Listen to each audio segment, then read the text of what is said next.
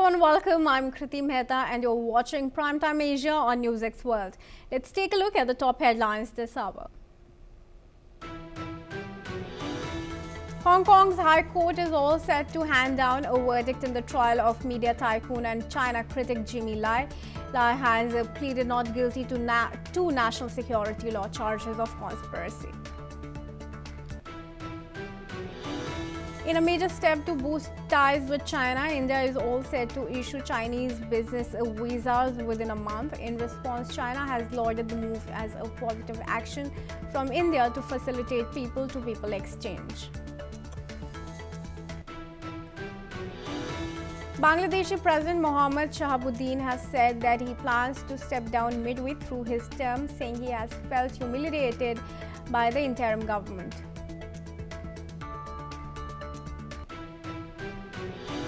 Hong Kong leader has said that the independent investigation into the recent high-rise building fire that killed 116 people will conclude within 9 months.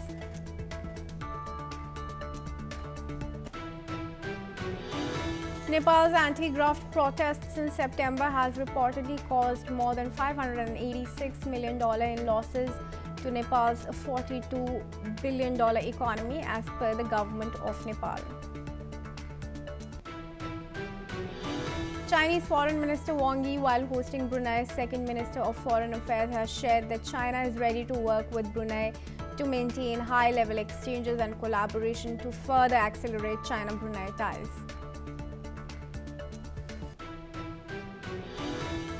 Thailand's king has endorsed a royal decree to dissolve the lower house of parliament, paving the way for a general election early next year. The decree was countersigned by Prime Minister Charan who cited his administration's status as a minority government as the primary reason for the dissolution. Venezuelan President Nicolas Maduro has lashed out at the U.S. raid on a Venezuelan oil tanker. The U.S. maintains that the seizure of the tanker took place due to the fact that it was ferrying sanctioned oil between Venezuela and Iran.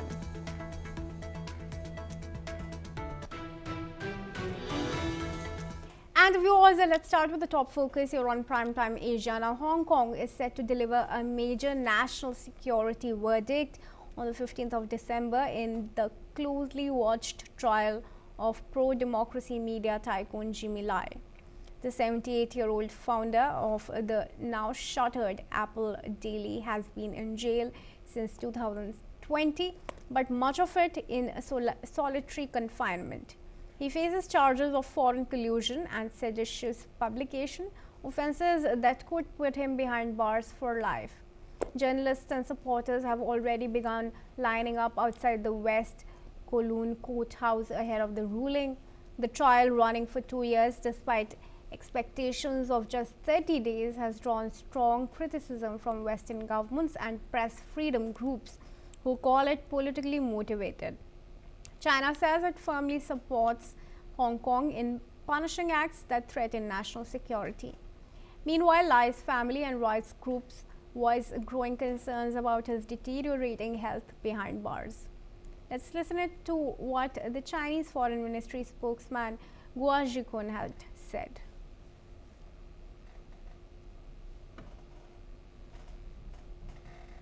维护国家主权、安全、发展利益是一国两制的最高原则。中央政府坚定支持香港特区依法维护国家安全，惩治危害国家安全的犯罪行为。 And now joining me in this discussion is Satoru Nagao, who is a fellow at the Hudson Institute of Tokyo. Thank you, Mr. Nagao, for joining me here at NewsX World. Mr. Nagao, this particular case involves two charges of conspiracy against nation and fringing on national security. What's the highest sentence that could be granted? There's a possibility many could happen, but any verdict is something illogical view from us, because Jimmy Lai did not do any wrong thing. Just analysis and correct information and publish as the media. That is professionalism. So that is not the problem. Only China think this is a problem. And if the China believes there is a two system in one country, and this is not logical because this Jimmy Rai did not harm any law in the Hong Kong. But that is law came from China is a problem. So law itself is a problem, not Jimmy Rai the problem. So that is a very important step and symbolic step, influential step. China is not respecting the rule of Hong Kong they promised. And China is authoritarian, not allow the people to say anything against the government. That is what happened, what will happen about it. All right, I respect your opinion, but as far as China is concerned, it thinks it's treason that Jimmy Lai is accused of. But if he's convicted and he's granted the highest punishment, which could be a life term, what option does Lai then have? Is he expected to reach out to international courts and actors for an appeal against any such verdict?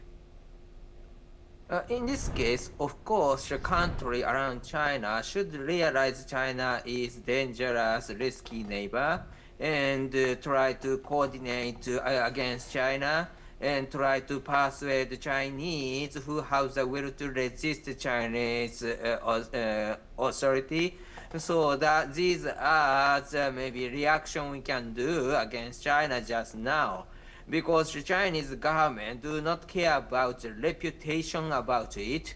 And because of this, China is provoking not only the domestic audience against the government, but also the country around China who face the threat of China. So they do not worry about reputation, just do it is their attitude.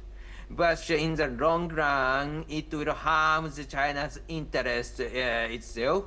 Because such kind of reputation, a fixed reputation, what the kind of the government China is, it will harm the Chinese government themselves, I think. So that's why China should realize this so other countries should show the sort kind of message by attitude of the cooperation each other. That is my opinion. All right. Thank you for your opinion and perspective there, Mr. Nagao. But do stay on. Viewers, let's now give some news from India. India is speeding up business visas for Chinese professionals, cutting a key layer of red tape and slashing approval times to under a month. It marks a major shift after New Delhi tightens scrutiny following the 2020 border clash. The move comes as Prime Minister Narendra Modi cautiously rebuilds ties with Beijing while navigating steep US tariffs on Indian goods. Meanwhile, China has welcomed the decision, saying it has noticed positive action, calling the step in the interests of both parties and adding that it is willing to maintain communication and cooperation to improve bilateral ties. Indian industries say long visa delays cost billions in lost daily production, especially in electronics and solar manufacturing. The easing follows Modi's first visit to China in 7 years and a broader push to boost foreign investment by relaxing curbs on China. And now moving on, viewers, US Defense Minister Pete Hegseth and his Japanese counterpart Shinjiro Koizumi have held a call earlier today, and both have collectively agreed that Beijing's recent actions are indeed aggressive and are significantly harming peace and stability in East Asia. This comes after a Chinese aircraft logged radar on Japanese jets near Taiwan on the 6th of December last week. According to Japanese officials, there were two such incidents last Saturday off its southern Okinawa Islands, and it caused Japan to scramble its jets in what it claimed was a necessary rebuttal. Moreover, this week also saw repeated Chinese Russian air patrols around Japan, which further escalated tension in the Indo-Pacific region. Additionally, during the call with the US Defense Minister Shinjiro Koizumi has reportedly said that China was spreading wrong facts about the radar incident. He's also added that Japan does not want tension to rise in the region and is reacting in a restrained manner while also keeping the channel open for dialogue. And I'd now request Satoru to Mr. Nagao to join us back into the discussion here. Mr. Nagao, now interesting that US seems to be understanding the Japanese cause is even when Russian and Chinese jets were seen holding exercises together in the region. But what do you see US policy shaping up in this regard against China, particularly after its new national security strategy document was released, and one that indicates that China may not any longer be the #1 enemy of the United States? When we talk about the national security strategy of the United States recently published, they do not overemphasize China, China, China, but still the emphasis China, China, China as the main competitor against the United States, most important competitor. So that's why some people pointed out, compared with the last national security strategy, the existence of China is a little bit maybe smaller, but at the same time, still China is the main target is right. So that's why we should not overestimate the size of China's world international security strategy in this case. Anyway, the main target is China, and China is challenge against the United States. So, but in this case, why the U.S. support? When we check the move of the Chinese aircraft carrier and the strategic bomber of China and Russia, indeed they are running the similar course. But if such kind of the big weapon is moving, not only Japan but also U.S. is taking the move of the China side. So that's why when this aircraft carriers, fighter jet, use radar against the Japanese fighter jet, and it looks like the process to fire the missile, that is dangerous move. That is recorded not only by Japan but also by United States too. So that's why US know what really happened in this region. And so that is what China did, and this is the wrong thing. Maybe as a third party, US can say. And the view from the US strategy, indeed, this is not a concerning point, because if the US supports Japan's move or Taiwan's move too much, the US view from United States, US worry about declaration of the independence came from Taiwan. So that's why, of course, we do not need to worry too much, I think, but at the same time, this is a traditional concern with the U.S. side, and the U.S. worry about. So that's why they try to hide their real intention. But President Trump clearly say if China invade Taiwan, what will happen is very clear and disastrous or something like that. He has already mentioned, and this is a clear message: China must not invade Taiwan. And in case of the China's ways, we should not forget, because of there is a pattern, that's why this time China's wrong is easy to expect. Because what China did is, every time China did wrong thing first, after that, if the target did not claim China's activity, every time it is okay for China. But if the target country claims China's activity was wrong, in this case they try to legitimize by using the many small reasons and claim to the claimer. So that is the pattern. So that was happened recently. They did against the British, and July they did against Germany. And 2022 against the Philippines by using the target tracer. In 22, they do it against Australia, America, Vietnam, Taiwan, South Korea, and also, of course, they did against India. So that's why every time they did the same thing, and every time we see the same pattern, which is first something that they did, All after right. that claim to claim. All So right. that's why this time same. Yeah, I get your point, Mr. Nagawana. Thank you for sharing it with us. And with that, viewers, we're now going to move on to talks between the United States and India. Now, India and the US are moving forward with trade deal negotiations, but agriculture continues to be a major obstacle. India has firmly refused to allow US agricultural products such as wheat, pulses, and almonds into its market. The Indian government argues that importing US farm goods would harm local farmers and reduce their income. Despite this, progress is being made in other sectors. India is prepared to boost purchases of American defense equipment, energy supplies, and aviation products. However, agriculture remains off the table, with India emphasizing that food security and rural incomes cannot be compromised. The US has pushed for broader access to Indian markets, particularly for agricultural products, where India remains resolute in its stance. Talks are expected to focus on areas like technology, manufacturing, and services, with the hope of advancing the deal without compromising agriculture. And for this discussion, I'd like to request Sharath Kohli, who's an economist, to join us.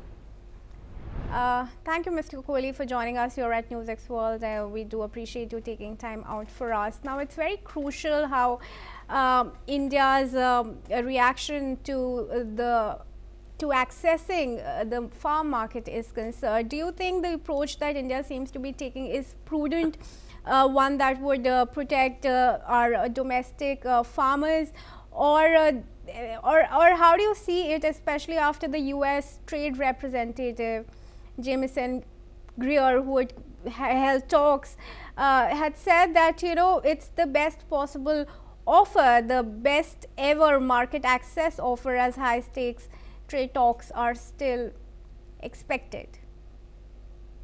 Greetings, Kriti. Greetings to the viewers of NewsX World. I think India's stance is very clear. It's been very consistent, very stable from the beginning. We have drawn a red line. We are primarily an agriculture-driven economy. 50 to 60% of our population in India still directly or indirectly depend on agriculture. We are a food-sufficient country. We are called the world's food basket. We do not need agriculture, especially we don't need genetically modified crops, which US tries to sell here. So I just fail to understand, because this is, discussion number 6, 7, 8, whatever. And the same thing keeps cropping up. I fail to understand why US is not able to understand that the structure of our economy is such that we cannot allow US crops to be sold here. US also wants to send dairy products here. India is the largest dairy producer in the world. And the dairy products in the US do contain non-vegetarian content, because the cattle is fed with meat remains. 35% of India, because of cultural and religious reasons, are vegetarian. So we cannot allow those dairy products into India. We cannot allow agri products as well. So US is trying to sell soya bean, US is trying to sell maize, corn. I don't think India is going to allow. US will have to understand that any trade deal which happens, Kriti, will have to be within these limitations and restrictions. India is maybe willing to agree on certain other things, but definitely not on agriculture, because we've got a very large farm community which remains under distress. Many a times the government is compensating them rupees 2,000 every 4 months. We cannot allow. They will be in further distress if we allow. It's going to cause havoc in the country. So US will have to understand, and the sooner they do, the quicker the deal will happen, Kriti. All right, and I don't think there's any contention there, because even like I said, the US representative had said that it's the best ever deal that the US could get from India, and I do think that it's a rather prudent stance that India is taking. Also, you would agree to that. But I now request you to stay on with us. There's now news from Pakistan that I'd request your opinion on. Viewers, let's first tell you that the International Monetary Fund has imposed 11 new conditions on Pakistan as part of the second review of its $7 billion bailout, taking the total number of conditions to 64 in just 18 months. The measures target governance, anti-corruption, fiscal and structural reforms to tackle what the International Monetary Fund calls deep-rooted distortions in Pakistan's economy. Key requirements include asset declarations for senior federal and provincial officials by December 2026, with banks granted access to detect discrepancies between income and assets. IMF also demands sector reforms, strengthened provincial anti-corruption powers and other measures to reduce losses in critical sectors. These steps aim to address entrenched corruption, governance weakness and structural economic imbalances while improving transparency and accountability across government institutions. And I now request Mr. Kohli to join us back into the discussion here. Mr. Kohli, now it's not any other country, but the IMF itself that's pointing out to the deep-rooted corruption in Pakistan's institutions. Do you think it will be able to meet the IMF conditions and criteria in the stipulated time period? Well, Kriti is going to do window dressing. I don't think because corruption is far deep-rooted to be mended in such a short time. And what surprises me, Kriti, here is that IMF is very well aware of corruption in Pakistan, but Pakistan has got some of its friends in the Western world. Well, US is one of them. We see Asif Munir and Shahbaz Sharif going and having biryani at White House. So I think they have a friend in President Trump for various reasons. He's got his crypto business in Pakistan. There is World Liberty Finance, which belongs to the family of some of the family members of President Trump, which has got a Pakistan Crypto Council set up over there. So obviously it's getting funded. It is getting aid from IMF. US has a very substantial say in the IMF. 25 bailouts is what Pakistan has got since 1958, Kriti. Yeah. And as per me, it should not have got any bailout, but obviously it has got some vested interest, or shall I say the Western world has got some vested interest in Pakistan. They feel that Pakistan's geographic and strategic location can probably help them at some point of time. Pakistan chaos helps them for various reasons, which they know better. But then this bailout, as an economist, I can say Pakistan does not deserve this bailout, because apart from the condition of corruption, they have also suggested, tax reforms, because there is massive tax evasion in Pakistan. IMF has also recommended reforms in the corporate governance, because the companies there are not being governed as per the international corporate governance norms. If Pakistan makes these 11 or 12 changes, well, it is probably going to sail through. But I have a feeling, Kriti, very honestly speaking, they will sail through anyway, because they're just going to do window dressing and show to IMF, look, we've done this, we've done that, as has happened on 25 other occasions in the past. I mean, it's a very sorry state of affairs that a country which harbors terrorism, a country which breeds terrorism, which is a terrorism factory of the world, keeps getting bailout after bailout, year after year, for last so many years. A very sorry state of affairs as of now, Kriti, is what I would like to say. And it's now also, like you would have read, planning to sell out its national carrier, Pakistan International Airlines, for IMF loans. What are the other dire steps that it might be forced to take for IMF loans? Well, none of the economic parameters in Pakistan are anywhere near satisfactory level. The GDP is not doing well. Unemployment is rampant. Poverty is up on the streets. People crave for two times food during the day. Education is in a pathetic state. Healthcare is in a very bad state. Agriculture is in a very bad state. No foreign investment comes into Pakistan. Pakistan rupee versus dollar internationally, it is in an absolute say.